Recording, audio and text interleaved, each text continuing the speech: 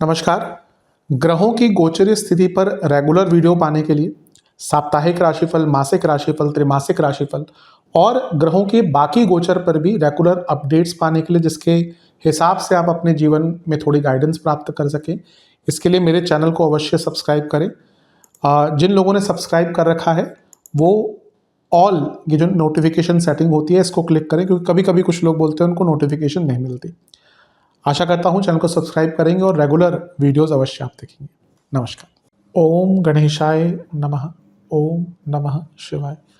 मैं निखिल ज्योतिषाचार्य आप सभी का मेरे चैनल पर पुनः स्वागत करता हूँ। आशा करता हूँ कि आप सभी स्वस्थ होंगे। महादेव की कृपा आप सभी पर सदैव बनी रहे। ये वीडियो कन्या यानी कि वर्गों के लिए बहुत विशेष है, क्योंकि वीडियो है 9 से 15 मार्च 2026 के साप्ताहिक राशिफल के बारे में। कैसा रहेगा आने वाला सप्ताह कन्या के लिए। जो मेरा साप्ताहिक राशिफल होता है वो प्रमुखतः चंद्रमा और उनकी गति पर आधारित होता है। चंद्रमा एक बहुत विशेष ग्रह है, चंद्रमा की विशेषताएं बहुत हैं, लेकिन जब हम साप्ताहिक राशिफल की बात कर रहे हैं तो पहला तो उनकी तेज गति, फिर उनका मन का कारक होना और फिर उनकी क्वालिटी कि वह जिस भी भाव, राशि, ग्रह आदि के साथ संबंध संपर्क साधते हैं उनको बहुत एक्टिवेट कर देते हैं। इन सभी कारणों से चंद्रमा का जो गोचर होता है वो बहुत विशेष होता है और चंद्रमा के इस गोचर के कारण हमारे मन, मस्तिष्क, विचार, स्वभाव, सोचने के तौर तरीके और दृष्टिकोण, इन सब चीज़ों पर जो भी प्रभाव पड़ता है, काफ़ी प्रभाव पड़ता है और उसको समझने के लिए साप्ताहिक राशिफल बहुत इंपॉर्टेंट होता है। इस अंधकारमय जीवन में ज्योतिष एक मात्र विद्या है जो हमें थोड़ा सहारा देती है, गाइड करती है। भले ही राशिफल सामान्य आधार पर दिए जाए, लेकिन एक जनरल गाइडेंस के लिए बहुत ज़रूरी होते हैं। यदि आपकी लग्न राशि या चंद्र राशि कन्या है, दोनों ही गाइडेंस के लिए इस राशिफल को देख सकते हैं। जहाँ से आपको ज़्यादा सूट और रिलेट करता है वहाँ से देखिए।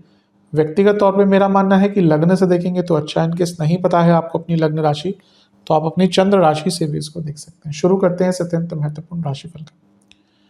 चंद्रमा आपके तीसरे भाव में आ जाएंगे, यानी कि वृश्चिक में। ये होगा 9 मार्च को सुबह 10 बजे और 11 मार्च रात के 10 बजे तक चंद्रमा यहीं पर रहेंगे। चंद्रमा का तीसरे भाव में आना काफ़ी अच्छा होता है। भले ही नीच के हैं यहाँ पर, फिर भी कोई बहुत डायरेक्ट इम्पैक्ट केवल उस अवस्था के कारण नहीं पड़ेगा, लेकिन हाँ बाकी भी चंद्रमा थोड़े से पीड़ित हैं। केमद्रुम योग है और गुरु से भी छठे में है तो शकट योग भी बन रहा है। पहले अच्छी चीज़ों की बात करते हैं। लाभ स्थान के स्वामी काम त्रिकोण में ही आ गए। काम त्रिकोण के स्वामी उपचय भाव के स्वामी उपचय भाव और काम त्रिकोण में, यानी कि गति मिलती है, इच्छाओं की पूर्ति होती है। और क्योंकि नीच के हैं चंद्रमा तीसरे घर में, तो हिम्मत रहती है, बल रहता है, रिस्क टेकिंग एबिलिटी होती है। तो इतना बुरा भी नहीं होता नीच के घर ग्रह तीसरे घर में। लेकिन क्योंकि केमद्रुम योग है तो थोड़ा जल्दबाजी रहेगी और ओवर एक्साइटमेंट रह सकता है। और शकट योग है, इसके कारण क्या होता है, कुछ कार्य बिना किसी कारण के विलंबित हो जाते हैं। तो टाइम मैनेजमेंट पर ध्यान दें, पर कह सकते हैं कि हाँ कुछ अलग करने का मौका आपको मिलेगा, कुछ नॉर्मल से हटकर करने का मौका मिलेगा। हिम्मत रहेगी, जज्बा रहेगा, चीज़ों को समझ पाएंगे। जैसे मैंने कहा, कुछ इच्छाओं की पूर्ति और कुछ काम जो एकदम जिसके लिए रास्ते ही बंद हो चुके थे ना आपके लिए, उस कार्य के, उन कार्यों के रास्ते दोबारा खुलेंगे। कुछ यात्राओं के योग भी बन रहे हैं और जीवन की भी यात्रा जो कुछ दिनों से रुक सी गई थी वो भी आगे बढ़ेगी। अच्छी चीज़ है। नवांश कुंडली बता रही है कि ये टाइम रीअसेस करने का है।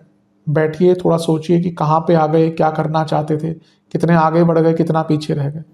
दशांश कुंडली, कार्य क्षेत्र में कुछ गलतियां अगर हुई थी तो उनको सुधारने का मौका मिलेगा।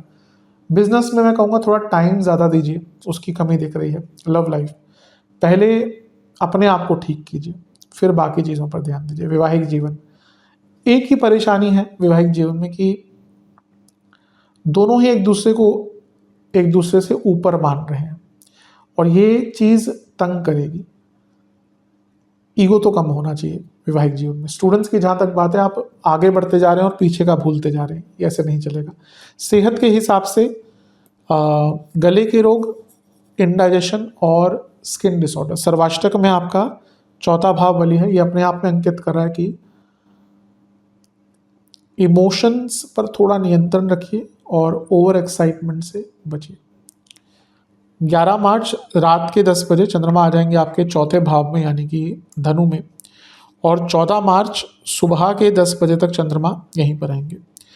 चंद्रमा का चौथे भाव में आना एक प्रकार से काफ़ी अच्छा माना जाता, काफ़ी अच्छा नहीं माना जाता मेरे हिसाब से, क्योंकि यहाँ पे कारको भावनाशय दोष लगता है।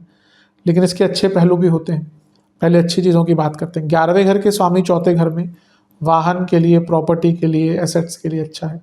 यहाँ से वो 10वें घर को देखेंगे, सफलता का योग बनता है। और इसी दिन गुरु भी मार्गी हो रहे हैं, तो हो सकता है 11 तारीख को आपका कोई बहुत पुराना काम, अटका हुआ काम पूर्ण हो जाए।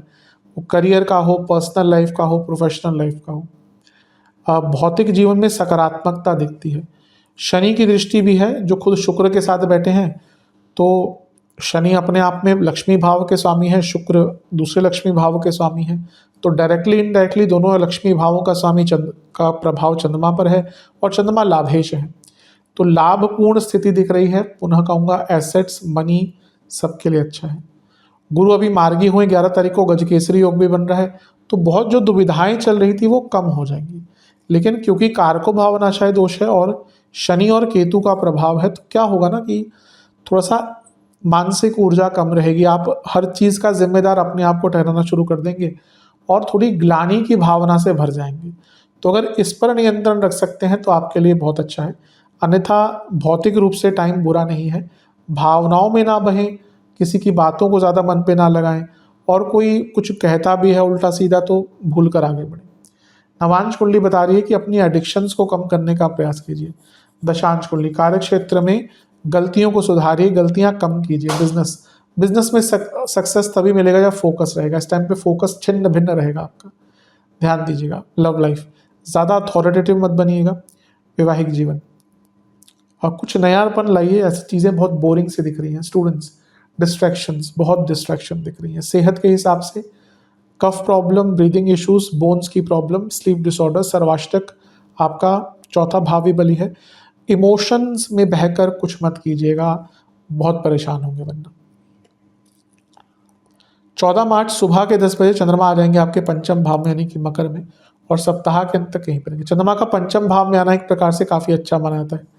लाभ स्थान के स्वामी है, लक्ष्मी भाव में है, तो ये हफ्ते का अंतिम भाग भी लक्ष्मी पूर्ण दिख रहा है। धन के रूप में हफ्ता बहुत अच्छा है।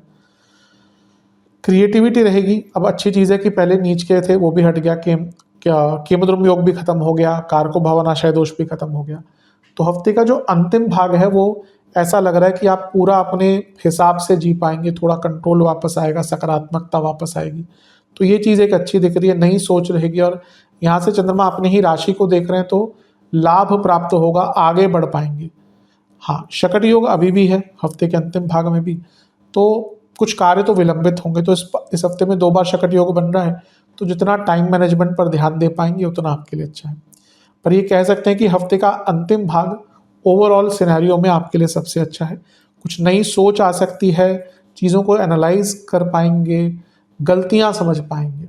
नवांश कुंडली हफ्ते का अंतिम भाग आप अपने हिसाब से जी पाएंगे, शायद पहले 2 भाग नहीं जी पाएंगे। दशांश कुंडली कार्य क्षेत्र में ना अपनी गलतियां दिखेंगी स्पष्ट रूप से, जो अच्छा है।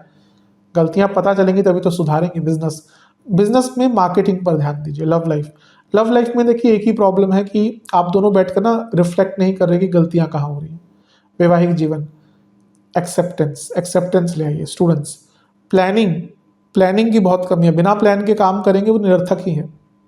सेहत के हिसाब से पेट की प्रॉब्लम बनी रहेगी, एंग्जाइटी, स्लीप डिसऑर्डर्स की प्रॉब्लम भी बनी रहेगी, और थोड़ा सा ब्लोटिंग और वाटर रिटेंशन। सर्वाष्टक में आपका तीसरा घर बली है, यहाँ से भी दिख रहा है कि एक थोड़ी सकारात्मकता का भाव आपके अंदर विद्यमान रहेगा।